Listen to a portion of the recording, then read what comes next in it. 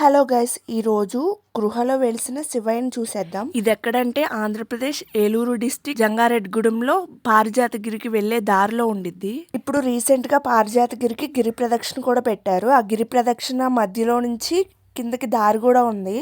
అక్కడి నుంచి మనం డైరెక్ట్ గా చేరుకోవచ్చు. ఇదంతా కొండ అన్నమాట. చుట్టూరు కొండలు, కొండల మధ్యలో కొండలో శివుడు వెలిసారనమాట. స్వయంభూ విగ్రహం చూపిస్తాను, చూసేయండి. ఈ గృహలో పాము కూడా ఉంటుందంట. అది స్వయంభుగా వెలిసిన శివలింగానికి కాపలాగా ఉండిద్ది అనమాట. ఇటు చుట్టూరు కూడా పాములు ఉంటాయి.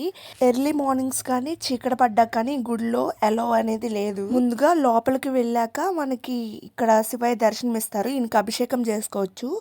వెలిసిన విగ్రహం కొంచెం లోపలికి వెళ్ళాలి. ఇప్పుడు కొంచెం లోపలికి వెళ్తే అక్కడ కింద ఉండిద్ది అనమాట. ఆ వెలిసిన విగ్రహం దగ్గర ఎప్పుడు వాటర్ వస్తానే ఉంటాయంట. అవి ఎక్కడి నుంచి వస్తాయో ఎలా వస్తాయో తెలియదంట.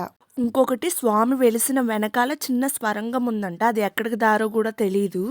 కానీ ఈ గృహలో కొంచెం స్పేషియస్గానే ఉండిద్ది, మరీ ఇరికిచ్చినట్లేదు. ఇప్పుడు స్వయంభూగా వెలిసిన శివయ్యని దర్శించుకుందాం. ఇక్కడ కనిపిస్తుంది కదా, ఆయనే స్వయంభూగా వెలిసారంట. సైడ్ పెట్టినవన్నీ నార్మల్గా విగ్రహాలు వీళ్ళు తీసుకొచ్చి పెట్టారు. అవి నార్మల్గా పెట్టారనమాట.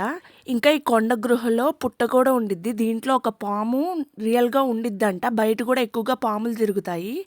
అందుకే ఈ గుడి ఎప్పుడు క్లోజ్ చేసి ఉండిద్ది ఈవినింగ్స్ మార్నింగ్స్. ఒక్కసారైనా జంగారెడ్డిగూడెం వస్తే మీరు తప్పకుండా విజిట్ చేయాల్సిన టెంపుల్ ఇది.